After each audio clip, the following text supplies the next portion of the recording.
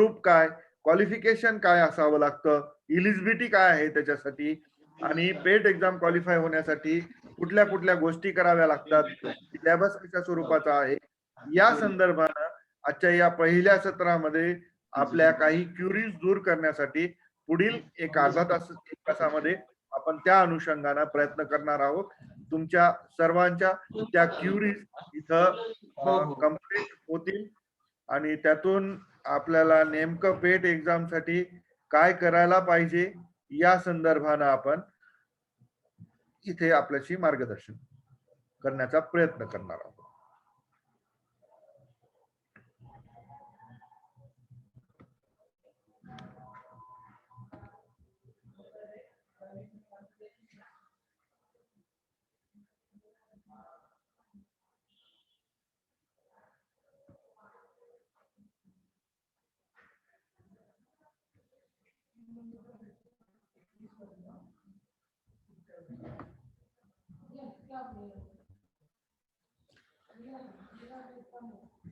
सर्वात पहिल्यांदा या पेट एक्झामिनेशन 20 साठी मी सर्व परीक्षार्थ्यांचं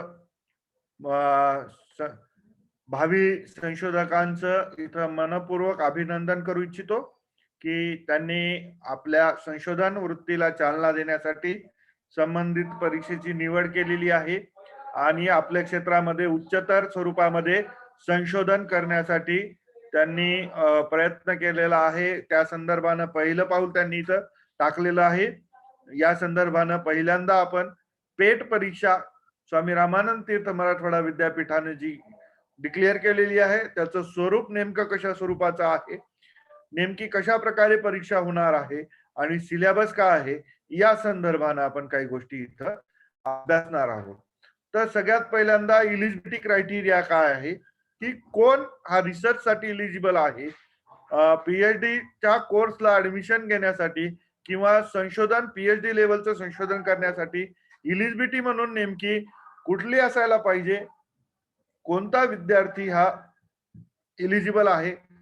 सर्व विद्यार्थ्यांनी आता फॉर्म भरलेला आहे म्हणजे जवळजवळ सर्वच जण इलिजिबल आहेत. तर यासाठी कमीत कमी 50% मार्क घेऊन कॅटेगरीच्या विद्यार्थ्यांनी पीजी लेवलचा एक कोर्स कंप्लीट केलेला असावा. जसं MA, MCOM, MSc कुठल्याही विषयामध्ये कंप्लीट केलेलं असावं. कॅटेगरीच्या विद्यार्थ्यांसाठी मिनिमम 50% मार्काची अट आहे. तर ओपनच्या कॅन्डिडेटसाठी ही अट 55% इतकी आहे. या सगळ्या याच्यामधून इलिजिबिलिटी मधून असं लक्षात येतं की पीएचडी करण्यासाठी त्या संबंधित विषयामध्ये तुम्हाला B+ मिळवून पीएचडी पदव्युत्तर पदविका संपादित करणं आवश्यक आहे. पदव्युत्तर पदवीनंतरच तुम्ही त्या संबंधित विषयाच्या संदर्भानं इथं पीएचडी साठी इलिजिबल आहात. त्यानंतर पेट परीक्षा जी घेतली जाते विद्यापीठातर्फे ती तुम्ही इथं उत्तीर्ण करणं अपेक्षित आहे. त्या परीक्षेमध्ये क्वालिफाय झाल्यानंतर तुमचं पीएचडी साठी रजिस्ट्रेशन होतं आणि त्यानंतर तुम्ही तुमच्या संशोधन कार्यास मार्गदर्शकांच्या मार्गदर्शनाखाली सुरुवात करू शकता. तर ही इलिजिबिलिटी क्रायटेरिया आहे. त्यानंतर प्रामुख्याने आपण विचार करूया तो म्हणजे मोड ऑफ पेट एक्झामिनेशन 2020. म्हणजे या पेट 2020 परीक्षेचा नेमकं स्वरूप कसं असणार आहे, कोणत्या पद्धतीने ही परीक्षा घेतली जाणार आहे या संदर्भामध्ये खूप विद्यार्थ्यांच्या क्युरीज आमच्या समोर आलेल्या आहेत. यामध्ये प्रामुख्याने तुम्ही लक्षात घ्या की ही एक्झाम जी आहे ही प्रामुख्याने ऑनलाईन मोडने, ऑन स्क्रीन मोडने होणार आहे. म्हणजे ही तुम्हाला कम्प्युटरवर, लॅपटॉपवर ही ऑनलाईन परीक्षा द्यायची आहे आणि ती फक्त आणि फक्त तुम्हाला दिले गेलेल्या सेंटरवरच ही परीक्षा होणार आहे. लक्षात घ्या, ऑनलाईन परीक्षा होणार आहे म्हणजे जशी आपल्या विद्यापीठाच्या इतर परीक्षा ऑनलाईन झाल्या की तुम्ही तुमच्या मोबाईलवरून, तुमच्या घरून, तुमच्या लॅपटॉपवरून अशा प्रकारे ऑनलाईन परीक्षा दिलेल्या आहेत. ही परीक्षा तशी न होता दिलेल्या सेंटरला, ज्याप्रमाणे तुम्ही ऑनलाईनची नेटची परीक्षा दिली असेल काही जणांनी, तर त्यांना लक्षात येतं की विशिष्ट अशा सेंटरला जाऊन तिथल्या कम्प्युटरवर, तिथल्या लॅपटॉपवर तुम्हाला ही परीक्षा देता येईल. त्यासाठी विद्यापीठाने अनेक सेंटर्सची अरेंजमेंट केलेली आहे, ज्यामध्ये कम्प्युटर्स लॅब्स असणार आहेत आणि या लॅबमध्ये तुमची ऑनलाईन परीक्षा घेतली जाणार आहे. ही परीक्षा 100 मार्कासाठी असणार आहे. या 100 मार्काच्या परीक्षेमध्ये सेक्शन ए आणि सेक्शन बी असे 2 प्रामुख्याने विभाग त्याच्यामध्ये पाडले गेलेले आहेत, ज्याच्यामध्ये प्रामुख्याने आपल्याला लक्षात घेता येईल सेक्शन ए आणि सेक्शन बी या 2 सेक्शन मध्ये ही प्रामुख्याने परीक्षा घेतली जाणार आहे. या परीक्षेच्या संदर्भानं 100 गुणांच्या या परीक्षेसाठी तुम्हाला 2 तासांचा अवधी तिथं उपलब्ध करून दिला जाणार आहे.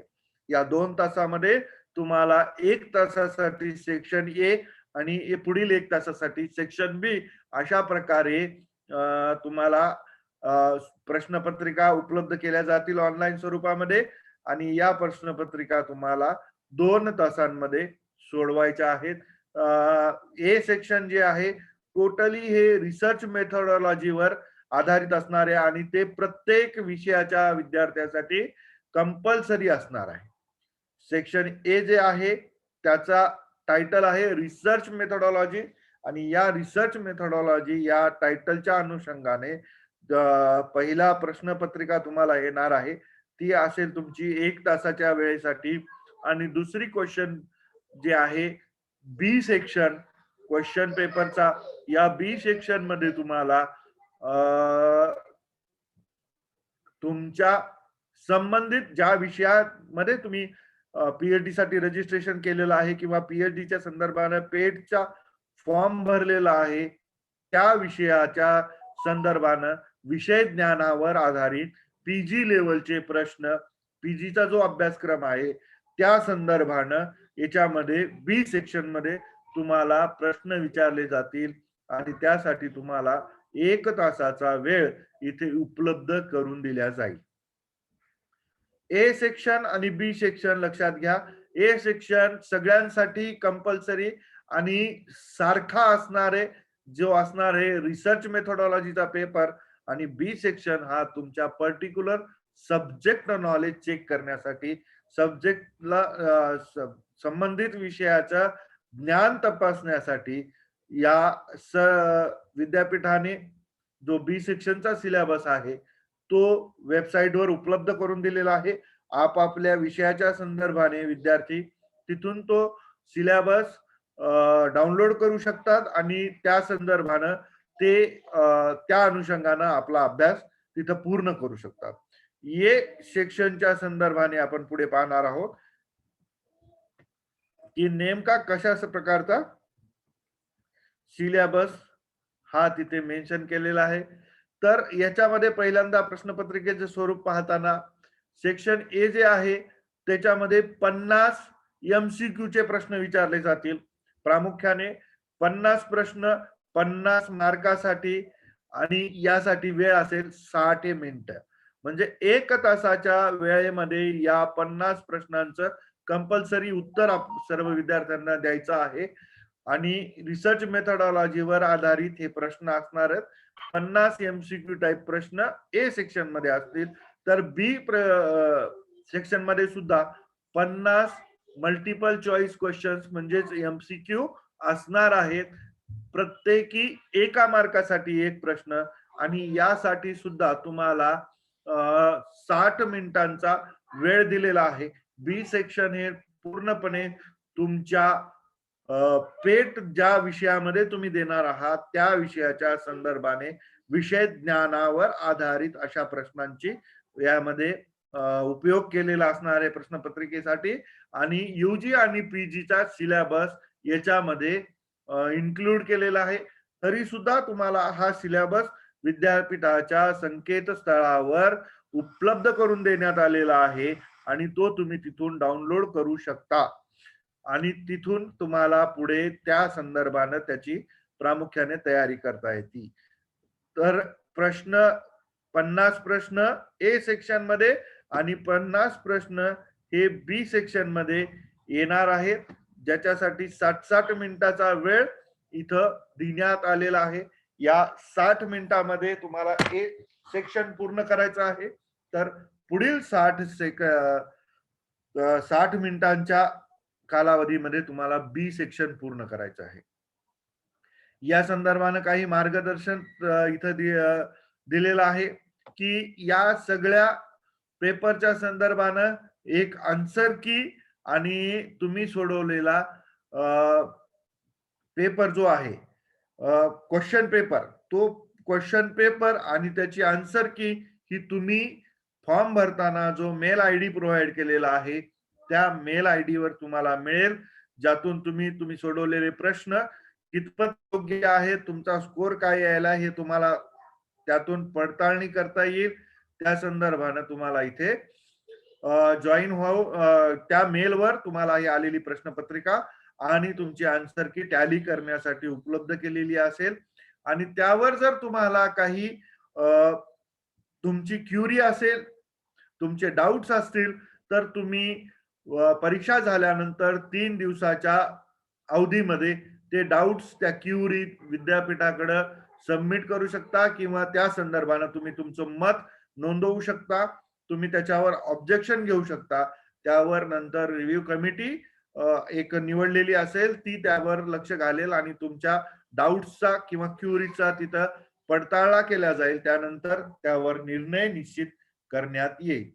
त्याच्यानंतर सगळ्यात महत्वाची गोष्ट, मागच्या वेळेस या पेटच्या परीक्षेसाठी निगेटिव्ह मार्क सिस्टीम होती, पण यावेळेस कुठल्याही प्रकारचे निगेटिव्ह मार्किंग सिस्टीम दोन्हीही सेक्शनच्या पेपरसाठी करण्यात आलेली नाही.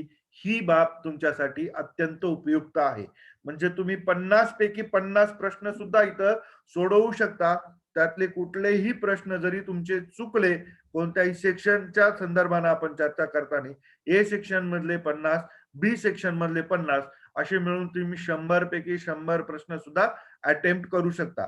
निगेटिव्ह मार्किंग सिस्टीम मध्ये जर तुम्ही सगळेच प्रश्न अटेम्प्ट केले आणि जर तुम्हाला तुमचे उत्तर चुकले, तर चुकीच्या उत्तरासाठी तुमचे काही प्रमाणामध्ये मार्क हे मायनस करण्याची पद्धत असते. तर इथे तशा प्रकारची पद्धत नसल्यामुळे तुम्हाला फक्त 50% श्युअरिटी असणाऱ्या सुद्धा उत्तरांना तुम्ही इथं सोडवू शकता आणि त्यामुळे तुमचा स्कोर वाढण्यास यातून मदत होऊ शकते.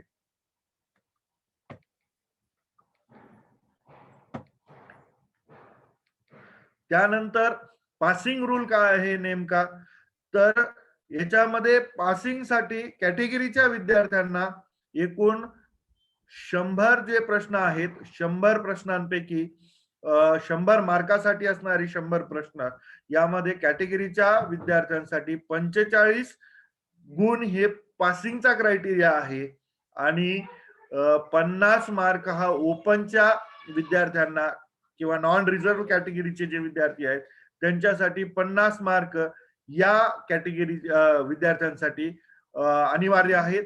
हा झाला पासिंगचा क्रायटेरिया आणि ह्या दोन्ही मिळून, दोन्ही प्रश्नपत्रिके मिळून या प्रकारची पासिंग असणार आहे. कुठल्याही एका सेक्शन साठी पर्टिक्युलर मार्क दिलेले नाहीयेत. म्हणजे जर एखादा विद्यार्थी हा ए सेक्शन मध्ये 40 मार्क घेतो आणि बी सेक्शन मध्ये फक्त 10च मार्क घेतो, तरी सुद्धा तो क्वालिफाय आहे पेट साठी, तो पास झालेला आहे. या संदर्भानं याच्यामध्ये सगळ्या विद्यार्थ्यांनी की फक्त ए सेक्शन किंवा बी सेक्शनला पर्टिक्युलर इतके मार्क असायला पाहिजे अशी कुठलीही अट विद्यापीठाने या दिलेली नाहीये. ए आणि बी दोन्हीही सेक्शन मध्ये मिळून तुम्हाला 45 हे कॅटेगरीच्या विद्यार्थ्यांसाठी आणि 50 हे ओपनच्या विद्यार्थ्यांसाठी गुण घेणं आवश्यक आहे. त्यानंतर जर एखादा विद्यार्थी एखाद्या विषयामध्ये म्हणजे एकही विद्यार्थी जर क्वालिफाय झाला नाही, म्हणजे एकाही विद्यार्थ्याला कॅटेगरीचा 45 मार्क मिळाले नाही किंवा एखाद्याही विद्यार्थ्याला 50 मार्क मिळाले नाही, तर अशा विषयाच्या संदर्भाने त्या विषयाच्या संपूर्ण जागा ह्या वॅकेंट धरल्या जातील. त्या पेट मधून न भरता एक्झम्प्टेड ज्या स्टुडंट्स आहेत त्या एक्झम्प्टेड स्टुडंट्स मधून त्या संपूर्ण जागा भरण्याचं प्रावधान इथं विद्यापीठाने या परीक्षेच्या संदर्भाने केलेलं आहे. म्हणजे जर 100 जागा आहेत आणि पास झालेले विद्यार्थ्यांची संख्या ही फक्त 5 असेल, तर 100 जागांमधल्या 5 जागा फक्त ह्या त्या क्वालिफाय विद्यार्थ्यांना मिळतील. उरलेल्या 95 जागा ह्या नापास झालेल्या कुठल्याही विद्यार्थ्याला न मिळता एक्झम्प्टेड म्हणून जो फॉर्म भरलेला आहे ज्या विद्यार्थ्यांनी, त्या विद्यार्थ्यांसाठी कन्व्हर्ट केल्या जातील आणि त्यामधून विद्यार्थ्यांना यातून अलॉट केल्या जातील मार्गदर्शक, त्यांची निवड पेट द्वारे एक्झम्प्टेड मधून पीएचडीच्या ऍडमिशन साठी गृहीत धरण्यात येईल. अशा प्रकारे त्यांचे ऍडमिशन केल्या जाईल. आता जे तुम्हाला एक लक्षात घ्या की याच्यामध्ये प्रामुख्याने जितक्या जागा आहेत त्या जागेमध्ये काही हे दिलेले आहेत, टक्केवारी आहे. तर त्यामध्ये 60% जागा ह्या प्रामुख्याने पेट पास करून येणाऱ्या विद्यार्थ्यांसाठी रिझर्व आहेत. म्हणजे जर पेट एखाद्या विषयासाठी गृहीत धरा तुम्ही, आपण गृहीत धरू की एखाद्या विषयासाठी 100 जागा असतील, तर पेट परीक्षा पास होऊन येणाऱ्या विद्यार्थ्यांसाठी 60 जागा ह्या रिझर्व आहेत. उरलेल्या 40 जागा ह्या एक्झम्प्टेड विद्यार्थ्यांसाठी असणार आहे, ज्यांना एक्झम्पशन आहे. एक्झम्पशन कशातून? काही जणांनी नेट क्वालिफाईड आहेत म्हणून एक्झम्पशन, काही जण पर्टिक्युलर सब्जेक्ट मध्ये सेट पास आहेत म्हणून त्यांना एक्झम्पशन, काही जण एमफिल मुळे एक्झम्पशन आहे. त्यानंतर काही असे एक 6 ते 7 क्रायटेरिया दिलेले आहेत एक्झम्पशनचे. त्या सगळ्या 6 ते 7 क्रायटेरिया मध्ये जे विद्यार्थी बसतात त्यांना एक्झम्पशन दिलेलं आहे. या एक्झम्प्टेड विद्यार्थ्यांसाठी 40% जागा या वॅकेंट ठेवण्यात आलेल्या आहेत आणि 60% जागा ह्या पेट परीक्षा पास होणाऱ्या विद्यार्थ्यांसाठी राखीव ठेवण्यात आलेल्या आहेत. पण यामध्ये पासिंगचं पर्सेंटेज आणि एक्झम्प्टेडच्या जागा यामध्ये बदल होऊ शकतो.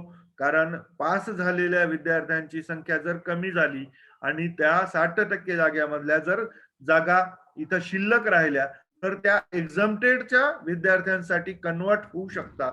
आणि एक्झम्प्टेडच्या जागा जर कमी असतील आणि पासिंग क्रायटेरियाचे विद्यार्थी जर जास्त असतील, एक्झम्प्टेड मध्ये जर जागा व्हॅकेंट असतील, तर त्या जागा सुद्धा इकडे पेट परीक्षा पास होणाऱ्या विद्यार्थ्यांसाठी कन्वर्ट होऊ शकतात. हे लक्षात घ्यावं. त्या संदर्भानं नेमक्या जागा किती या संदर्भानं विचार करायला हवा. की समजा एखाद्या विषयाच्या 100 जागा असतील आणि आपण पेट परीक्षा देतो, तर आपल्यासाठी फक्त त्यातल्या 60 जागा सध्या उपलब्ध आहेत. एवढं गृहीत धरून पुढचं मार्गक्रमण करावं. त्या दृष्टीनं पेट क्वालिफाय होण्याच्या दृष्टीनं विचार करावा. तर आता सगळ्यात महत्वाचं म्हणजे की विद्यापीठानं बी सेक्शनचा सिलेबस तुमच्या पुढे ठेवलेला आहे. बी सेक्शन कशा प्रकारे आहे, बी सेक्शन मध्ये कुठल्या कुठल्या गोष्टींचा समावेश करण्यात आलेला आहे या संदर्भानं विद्यापीठानं आपल्या समोर सिलेबस ठेवलेला आहे. अभ्यासक्रमाची रचना आपल्या समोर दिलेली आहे. पण ए सेक्शनच्या संदर्भानं काहीही निश्चित असा अभ्यासक्रम दिलेला नाही. पण रिसर्च मेथोडॉलॉजी बेसिक स्वरूपाचा जो आहे तो अभ्यासक्रम विद्यापीठाने इथं निश्चित केलेला आहे. शिक्षणशास्त्र संकुलाच्या या कार्यशाळेमध्ये एक प्रतिकात्मक स्वरूपाचा अभ्यासक्रम म्हणजे 100% या व्यतिरिक्त सिलेबस मध्ये आणखी काही असेल असं नाही सांगता येणार. पण जे काही आम्ही देतोय तो सगळा सिलेबस मध्ये इन्क्लूड आहे. त्याच्या व्यतिरिक्तही काही गोष्टी इन्क्लूड असू शकतात. विद्यापीठाचा हा सिलेबस नाहीये, तर हा एक कॉमन बेसिक रिसर्चचा एक सिलेबस इथे आपल्याला देण्यात आलेला आहे.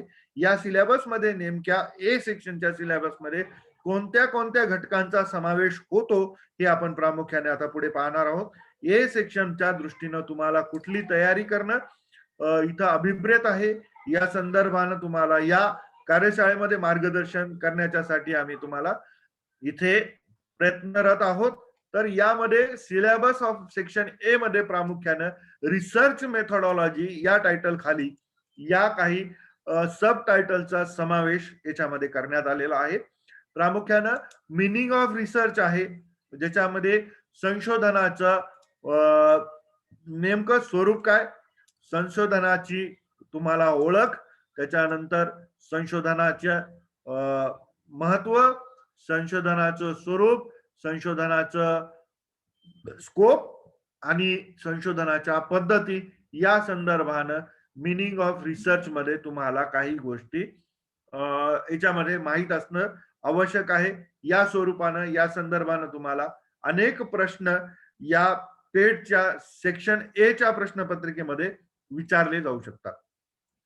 तर त्यामध्ये मिनिंग ऑफ रिसर्चच्या संदर्भानं आत्ताच सरांनी चांगल्या प्रकारे तुम्हाला गायडन्स केलेला आहे. त्याच्यामध्ये तुम्हाला टाइप्स ऑफ रिसर्च सुद्धा त्यांनी निश्चितपणे तुमच्या समोर उलगडून दाखवलेले आहेत.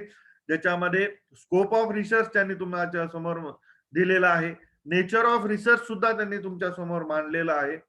मिनिंग काय रिसर्चचं, त्याच्यानंतर रिसर्चच्या टाइप्स कशा कशा असतात, पोस्ट फॅक्टो रिसर्च काय आहे, प्री फॅक्टो रिसर्च काय आहे, डिफॅक्टो रिसर्च काय आहे, या रिसर्चच्या संदर्भाने तुम्हाला जे काही मार्गदर्शन केलेलं आहे त्यामध्ये मिनिंग ऑफ रिसर्च हा टॉपिक तुमचा आजचा इथं क्लिअर झालेला आहे. ज्यामध्ये संशोधन नेमक्या प्रकारे कशा प्रकारे संशोधन कशा प्रकारे केल्या जातंय हे जिथं तुम्हाला दिसून येतं त्या संदर्भानं माझा आवाज येतोय का? जी sir. Yes sir. Okay okay. तर मिनिंग ऑफ रिसर्च मध्ये आपण पाहतोय की नेमकं काय काय रिसर्चचं महत्व काय आहे, रिसर्च नेमकं काय आहे, रिसर्च म्हणजे काय, त्याचे ऑब्जेक्टिव्ह काय आहेत, त्याचं स्वरूप कशा प्रकारचं आहे आणि त्याचा स्कोप बरोबरच टाइप्स ऑफ रिसर्च जे आहेत, फंडामेंटल रिसर्च आहे, बेसिक रिसर्च आहे, कृती संशोधन आहे, या प्रकारचे जे रिसर्चेस आहे या संदर्भानं रिसर्चच्या संदर्भानं आपण त्याच्यामध्ये विचार करतो आहोत. हा झाला पहिला टॉपिक जो आज तुमचा क्लिअर झालेला आहे. त्यानंतर आहे मेथड्स ऑफ रिसर्च स्टडीज, म्हणजे नेमक्या संशोधनासाठी कुठकुठल्या पद्धतींचा उपयोग केला जातो. त्याच्यामध्ये क्वालिटेटिव्ह आणि क्वांटिटेटिव्ह रिसर्च मेथड आहेत. प्रामुख्याने संशोधनामध्ये वापरल्या जाणाऱ्या 3 प्रमुख मेथड्स इथं वापरल्या जातात. त्यामध्ये सर्वे मेथड आहे, एक्सपेरिमेंटल मेथड आहे, हिस्टॉरिकल मेथड आहे. या 3 प्रमुख मेथड अंतर्गतच संशोधन हे पूर्ण केलं जातं. कंटेंट अनालिसिस कशा प्रकारचं असतं हे रिसर्च स्टडी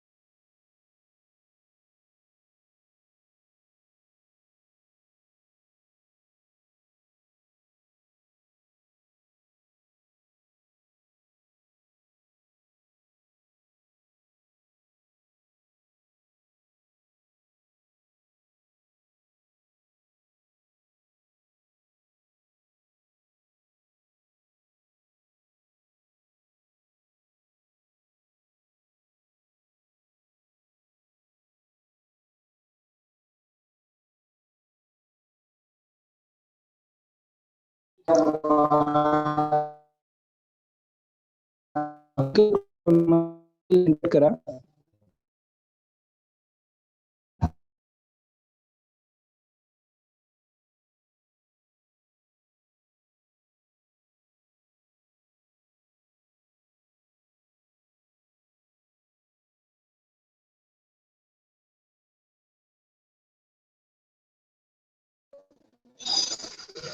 बस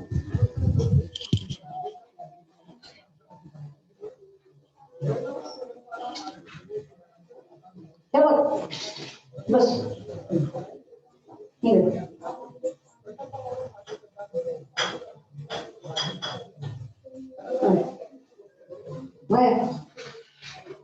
हे बघ, एक मिनिट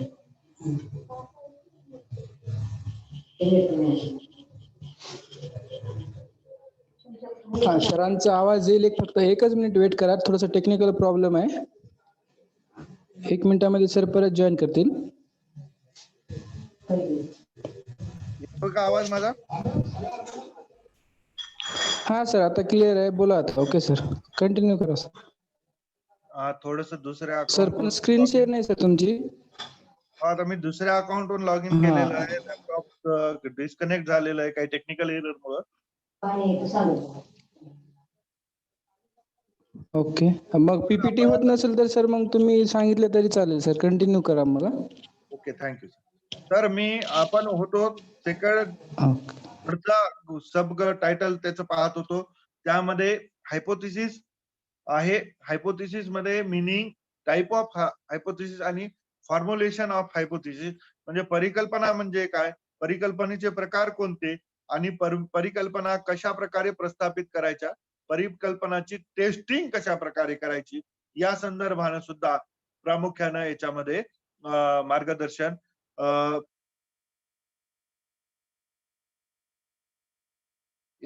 मार्गदर्शन करायचं आहे.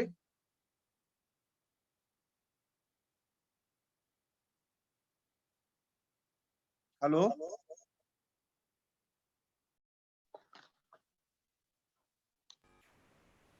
Okay sir. सर आवाज येतो सर तुमचा, बोला ना तुम्ही. Hello Nalage sir. एक मिनिट सर. हा स्क्रीन दिसते?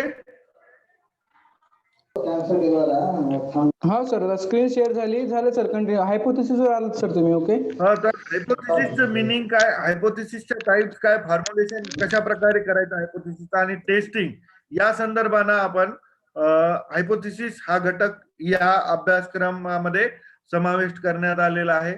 त्याचबरोबर डेटा कलेक्शन मध्ये sampling, population and sampling, characteristics of good sample. Sample म्हणजे काय, जनसंख्या काय, जनसंख्येमधून ज्ञादर्श कशा प्रकारे निवडला. ज्ञादर्श आणि जनसंख्या हे एक घटक आहे जो संशोधनाच्या संदर्भामध्ये उपयुक्त ठरू शकतो. या संदर्भाने सुद्धा या प्रश्नपत्रिकेमध्ये प्रश्न असणार आहेत. जनसंख्या कशा आहे, त्यानंतर ज्ञादर्श कशा निवडला, कोणती ज्ञादर्श निवडण्याची पद्धत योग्य ठरते, एखादं उदाहरण देऊन संदर्भीय संशोधनासाठी कोणती खालीलपैकी कोणती ज्ञादर्श निवड पद्धती योग्य ठरू शकते, अशा प्रकारचे प्रश्न हे पेट सेटच्या परीक्षेमध्ये विचारले जाऊ शकतात. त्यानंतर चांगल्या सॅम्पलच्या कॅरेक्टरिस्टिक्स काय आहेत, त्याच्यानंतर काय सॅम्पल सिलेक्शन करण्याच्या टेक्निक्स ज्या आहेत, आणि डेटाच्या प्रायमरी डेटा, सेकंडरी डेटा, जे असे टाइप्स आहेत, भरपूर टाइप्स आहेत, ते सुद्धा आपल्याला इथे अभ्यासक्रमामध्ये प्रामुख्याने विचार करायचा आहे. त्यांचा सुद्धा आपल्याला इथे विचार करून घ्यायचा आहे. त्यानंतर पुढचं सब टायटल आहे टूल्स ऑफ डेटा कलेक्शन, की माहिती गोळा करण्यासाठी, माहिती संकलनासाठी प्रामुख्याने कुठल्या प्रकारच्या साधनांचा संशोधनामध्ये उपयोग केला जातो. विविध पद्धतींमध्ये, जसं की वैज्ञानिक पद्धती असेल संशोधनाची, त्याचबरोबर किंवा मग सर्वे असेल, वर्णनात्मक संशोधन पद्धतीमधले सर्वेक्षण सर्वे असेल, किंवा मग हिस्टॉरिकल मेथड न केलेला रिसर्च असेल, इतिहासात्मक पद्धतीने केलेला संशोधन, या संदर्भामध्ये कोणत्याही संशोधनासाठी डेटा कलेक्शन करणं हे फार महत्वाचं काम असतं. की कुठल्याही संशोधनामध्ये पहिल्यांदा तुम्हाला जो आवश्यक आहे तो डेटा इथं तुम्हाला मिळवणं क्रमपात्र आहे, आणि या मिळालेल्या डेटावर तुम्ही पुढची प्रक्रिया करणार आणि त्यातून तुमचं संशोधन पूर्ण होणार. तर मग हा डेटा मिळवण्यासाठी नेमक्या कशा प्रकारचं इथं साधन वापरलेलं आहे, साधनं कुठली कुठली असतात, या संदर्भानं संशोधनाच्या या सिलेबसमध्ये तुम्हाला प्रश्न विचारले जाऊ शकतात. म्हणजे त्याच्यामध्ये डाटा कलेक्शनचे टूल्सचे प्रकार काय आहेत, प्रायमरी डेटा कलेक्शन काय आहे, सेकंडरी डेटा कलेक्शन काय आहे, त्यानंतर ज्या टाईप्स आहेत त्याच्यामध्ये नेमके कुठल्या प्रकारचे साधन आहेत, साधनांची काही नावं तुम्हाला इथं सांगता आली पाहिजे. जसं निरीक्षण आहे, प्रश्नावली आहे, मुलाखत आहे, त्यानंतर निरीक्षणच्या नोंदी आहेत. असे विविध प्रकारच्या साधनांद्वारे तुम्ही विद्यार्थ्यांकडून असेल किंवा तुमच्या संशोधनाच्या जो काही तुमचा ज्ञादर्श आहे त्यातून तुम्ही डेटाचं संकलन करू शकता. पदनिश्चयन श्रेणीद्वारे सुद्धा तुम्ही डेटाचं कलेक्शन करू शकता. तर या प्रकारे डेटा अनालिसिस साठी कुठून डेटा मिळवणं आणि तो कशा प्रकारे मिळवता या संदर्भाने सुद्धा प्रश्न आपल्याला या प्रश्नपत्रिकेमध्ये प्रामुख्याने विचारले जाऊ शकतात. त्यानंतर प्रामुख्याने डेटा अनालिसिस टेक्निक्स आहेत. मिळवलेल्या संशोधनातून मिळवलेल्या जो काही डेटा आहे त्याला अनालिसिस करून मग त्याद्वारे निष्कर्ष काढायचे असतात आणि यासाठी कुठल्या मेथड्स वापरायच्या, कुठल्या टेक्निक्स वापरायच्या, पॅरामेट्रिकल नॉन पॅरामेट्रिकल ज्या टेस्ट आहेत त्या कोणत्या कोणत्या आहेत, कुठली टेस्ट कुठल्या प्रकारच्या डेटासाठी सुटेबल आहे, कुठल्या संशोधनामध्ये कुठल्या प्रकारची पद्धती वापरणं इथं क्रमपात्र ठरतं आणि कुठल्या प्रकारचा डेटा असल्यास त्यातून कुठल्या प्रकारचा टेक्निक वापरून त्यातून कुठल्या प्रकारचं संशोधन पूर्ण करायचं आहे, कशा प्रकारे त्यातून निष्कर्ष मिळू शकतात या संदर्भाने डेटा अनालिसिस टेक्निकचा इथे उपयोग प्रामुख्याने केला जातो आणि त्यातून प्रामुख्याने या संदर्भाने या टेक्निक्स वर सुद्धा आधारित काही प्रश्न हे पेटच्या ए सेक्शनच्या पेपरमध्ये तुम्हाला प्रामुख्याने विचारले जाऊ शकतात. त्यानंतर आहे पुढचा टॉपिक याच्यामध्ये रिसर्च रिपोर्ट. रिसर्च रिपोर्ट म्हणजे नेमकं तुम्ही संशोधन केल्यानंतर त्या संदर्भानं जे काही लिखाण तुम्ही करत असता, तुमच्या प्रबंधामध्ये लिहित असता, तुमच्या रिसर्च पेपर्स लिहित असता किंवा तुमच्या डेझर्टेशनच्या स्वरूपामध्ये तुम्ही लिहित असता.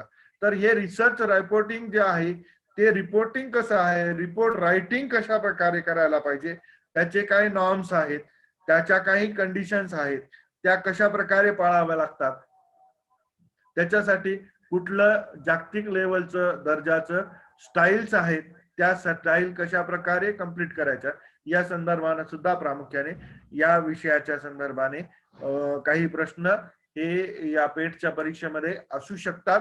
त्यानंतर त्याच्यामध्ये जे काही रिसर्च रिपोर्टचे फॉर्मॅट आहेत, प्रिन्सिपल्स आहेत काही, त्यानंतर गाईडलाईन आहेत, स्टाईल मॅन्युअल्स आहेत, त्या संदर्भाने सुद्धा प्रामुख्याने इथे प्रश्न उपस्थित केले जाऊ शकतात.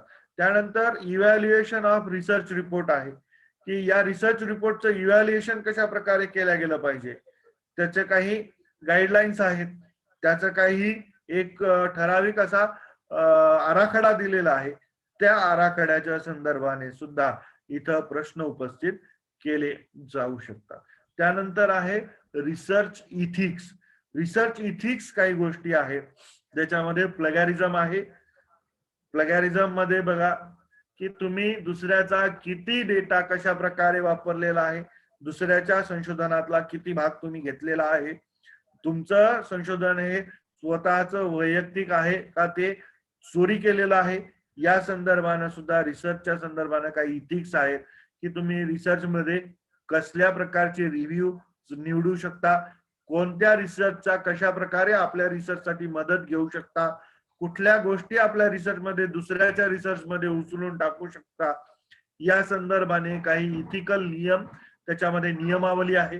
तर या रिसर्च इथिक्सच्या संदर्भाने सुद्धा प्लगॅरिझमच्या संदर्भाने असतील अशा प्रकारचे प्रश्न हे सिलेबस सेक्शन ए च्या सिलेबस मध्ये आपल्याला दिले गेलेले आढळून येतात आणि यामध्ये प्रामुख्याने त्याचा समावेश करण्यात आलेला आहे.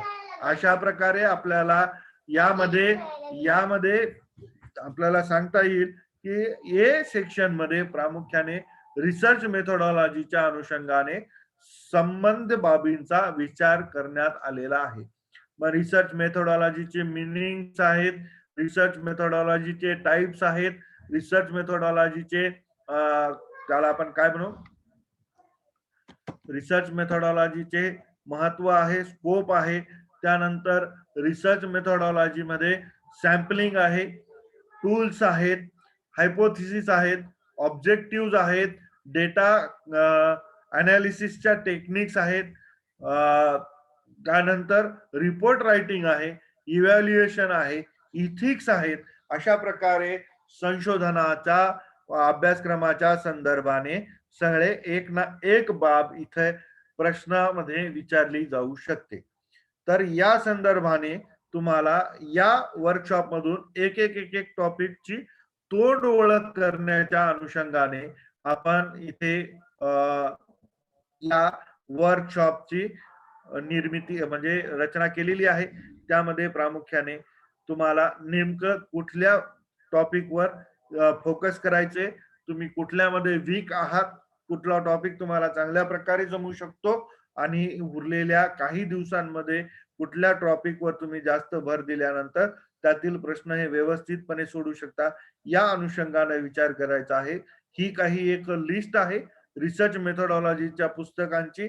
यातून तुम्ही कुठल्याही एखाद्या पुस्तकात या बाबी तुम्ही शोधू शकता. जॉन डब्ल्यू बेस्टचं जे पुस्तक आहे रिसर्च इन एज्युकेशन, हे चांगल्या प्रकारे नोन असलेलं, सर्वत्र उपलब्ध असलेलं असं एक पुस्तक आहे, ज्यामध्ये रिसर्च मेथोडॉलॉजीच्या संदर्भामध्ये सगळ्या गोष्टी दिलेल्या आहेत. सगळ्या गोष्टींच्या संदर्भानं त्यामध्ये मार्गदर्शन केलेलं आहे. सगळ्याच रिसर्चच्या पद्धती असतील, टूल्स ऑफ डेटा कलेक्शन असेल, डेटा असेल, सॅम्पलिंग असेल, पॉप्युलेशन असेल, रिपोर्ट रायटिंग असेल, मॅन्युअल्स असतील, या सगळ्याच्या संदर्भाने या पुस्तकांमध्ये आपल्याला मोठ्या प्रमाणावर माहिती उपलब्ध होऊ शकते. आणि या अनुषंगानं आपल्याला या वर्कशॉप मधून नक्कीच फायदा होईल. त्यातून तुम्हाला पेट परीक्षा क्वालिफाईड होण्यासाठी मदत यातून उपलब्ध होईल, हे आपल्याला यातून लक्षात येईल. अशा प्रकारे आपल्याला यातून पाहता येईल. आणि या इथे या सेक्शन ए चा सिलेबस तसाच पेट परीक्षेचं स्वरूप या संदर्भामध्ये मी आपल्या समोर माझं काही मत आणि काही गोष्टी आपल्या समोर ठेवलेल्या आहेत. याबद्दल जर कुणाला काही प्रश्न असतील तर ते पुढील 5 मिनिटांमध्ये विचारू शकतात. धन्यवाद.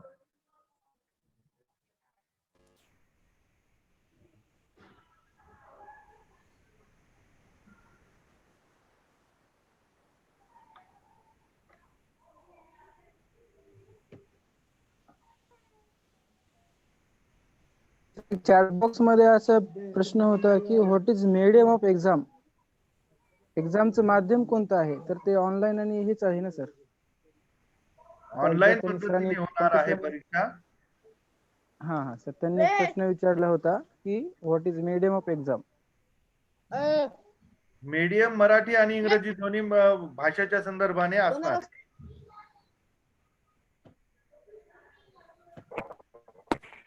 सर परीक्षा 2 शिफ्ट मध्ये होईल का एकदाच असेल सकाळी? परीक्षा ही एका शिफ्ट मध्ये होणार आहे. फक्त 2 तासामध्ये तुम्हाला पहिला तास हा ए सेक्शन साठी असणार आहे. ए तासाचं सेक्शन कंप्लीट झाल्यानंतरच बी सेक्शनचे प्रश्न तुमच्यासाठी खुले करण्यात येतील. आधी ए सेक्शन तुम्हाला कंप्लीट करावं लागेल, त्यानंतर तुम्हाला बी सेक्शन तुमच्यासाठी खुलं करण्यात येईल. नळगे सर, आपण ते ह्यांना सरांना बाकीच्या पार्टिसिपेंट्सना हे पण सांगावं लागेल की जे एक्झाम आहेत ते 29 तारखेला एक आणि 10 जानेवारीला असं 2 मध्ये एक डिवायडेशन केले ते, मग त्याच्यामध्ये वेगवेगळे विषय आहेत, तर ते पण सांगावं लागेल सर त्यांना.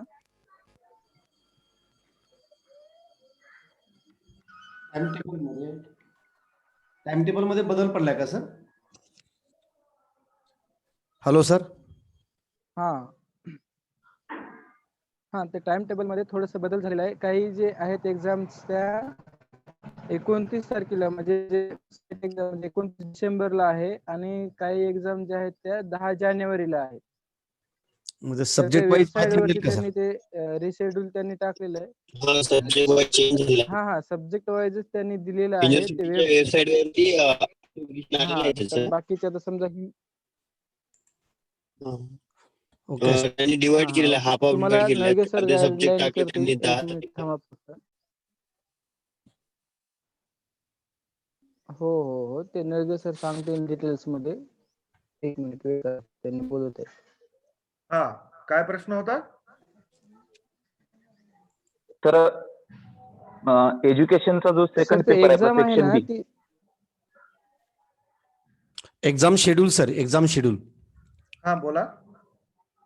एक्झाम शेड्यूल मध्ये नवीन एक परिपत्रक विद्यापीठाच्या संकेतस्थळावर उपलब्ध करून देण्यात आलेलं आहे. या परिपत्रकानुसार एक्झाम ह्या 2 डेट्सला होणार आहे. आताची जी 29 तारीख विद्यापीठाने डिक्लेअर केलेली आहे, या 29 तारखेला काही विषयांची ए आणि बी सेक्शनची परीक्षा होणार आहे. ज्या विषयाची ए सेक्शनची परीक्षा त्याच विषयाची बी सेक्शनची परीक्षा त्याच दिवशी होणार आहे. 29 तारखेला काही विषयांच्या विद्यार्थ्यांची परीक्षा, तर पुढच्या महिन्यातील 10 तारखेला काही विषयांची परीक्षा घेण्यात येणार आहे, या 2 शिफ्ट मध्ये. त्यामुळे तुमचा हॉल तिकीट काढल्यानंतर त्यावर डेट अँड टाइम सुद्धा मेन्शन असेल. तसा नसेल तर ते परिपत्रक एकदा तुमच्या समोर वाचा आणि त्या परिपत्रकानुसार तुमच्या विषयाच्या अनुषंगानं तुमचा डेट अँड टाइम त्याच्यावर मेन्शन केलेला आहे का, एवढं सगळ्यांनी एकदा कन्फर्म करून घ्या.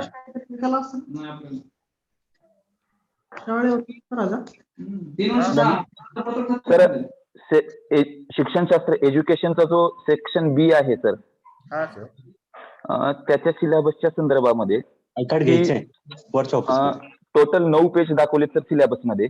हा, तर त्यामध्ये 7 चॅप्टर पर्यंत 7 चॅप्टर पर्यंत पहिला चॅप्टर 7वा चॅप्टर झाल्यानंतर परत पुन्हा चॅप्टर 4 दाखवले तर की शैक्षणिक संशोधन पद्धती, म्हणजे 2 वेळेस शैक्षणिक संशोधन पद्धती हा त्याच्यामध्ये मेन्शन केलेला आहे सर.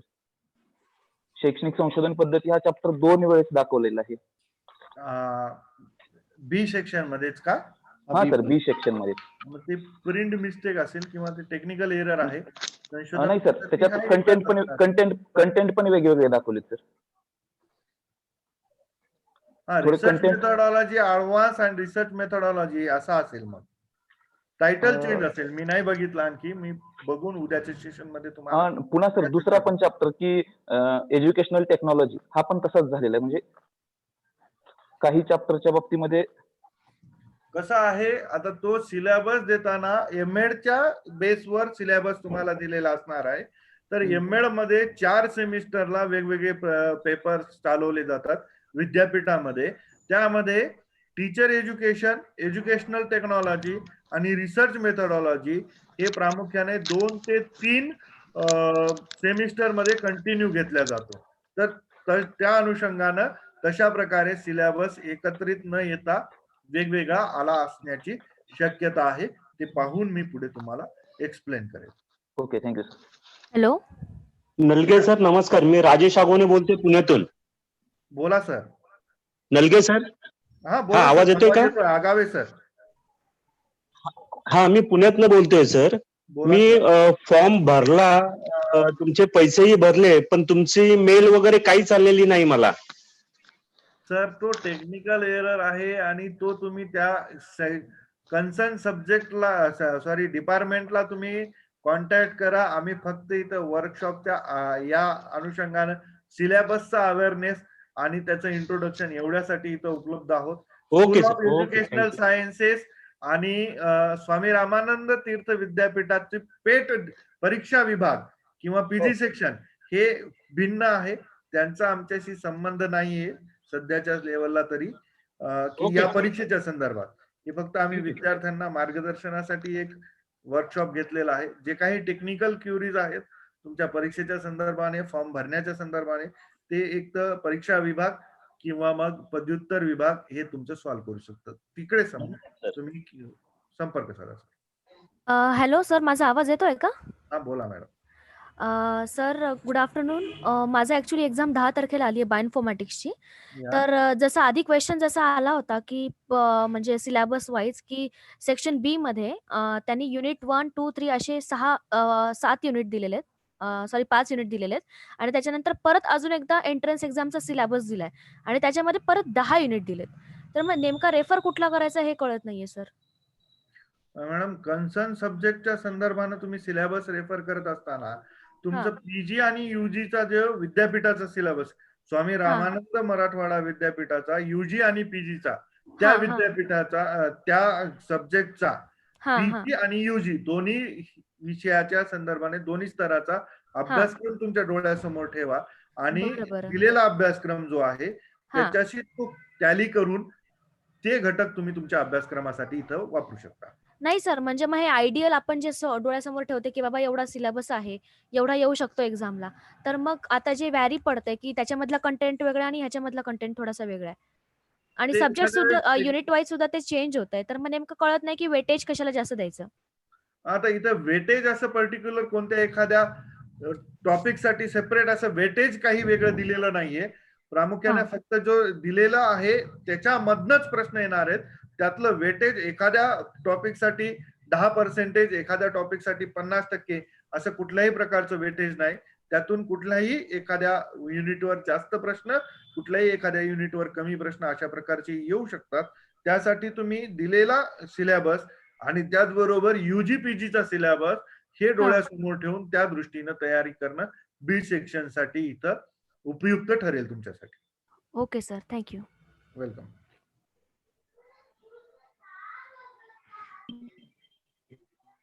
हेलो आहेत का कोणाचे? हेलो. हाँ हेलो.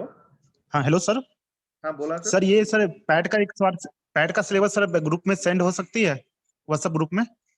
ये जो अभी रिसर्च मेथोडोलॉजी का है, ये जो मैं अभी पीपीटी है, ये पीपीटी अपने टेलीग्राम ग्रुप पे मैं शेयर कर दूंगा थोड़ी देर बाद. Okay sir. सर हम फिजिकल एजुकेशन का तो वेबसाइट पर तो ओनली पीजी का सिलेबस दिखा रहा है, यूजी का तो दिखा नहीं रहा है. यूजी और पीजी का ऐसा अलग नहीं है. उसमें बी सेक्शन का जो सिलेबस दिया वाला है वही सेक्शन वो जो सिलेबस है वो सिलेबस आप रेफर कर लीजिए.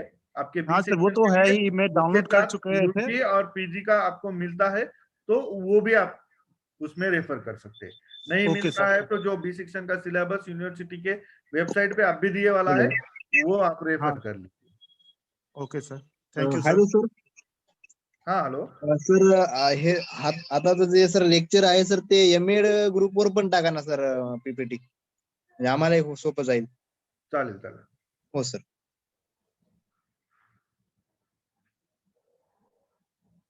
आता आणखी कोणाचे काही प्रश्न नाही आहेत ना?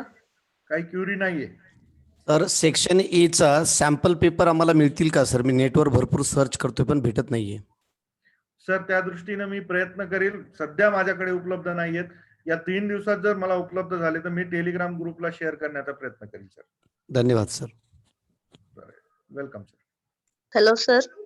यस जी सर, गुड इवनिंग सर. मैंने इंग्लिश में पेपर भरा है, मेरा सेकंड पेपर इंग्लिश है, तो उसका सिलेबस प्लीज सर मेरे फोन पर सेंड कीजिए ना. अस्सलाम वालेकुम. वो वेबसाइट पे मिल जाएगा आपको. वेबसाइट पे दिया वाला है वही डाउनलोड कर लीजिए आप. वेबसाइट तो सर उसकी लिंक आपको लिंक मैं बाद में भेज दूंगा MEd group. Hello.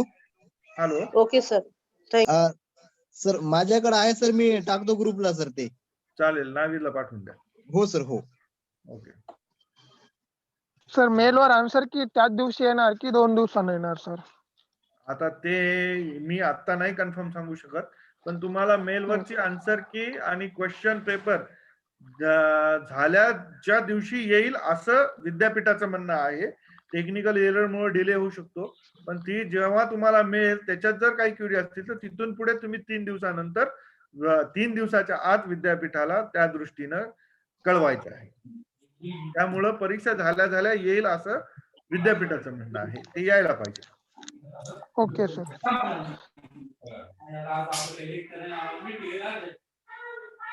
Hello hello sir.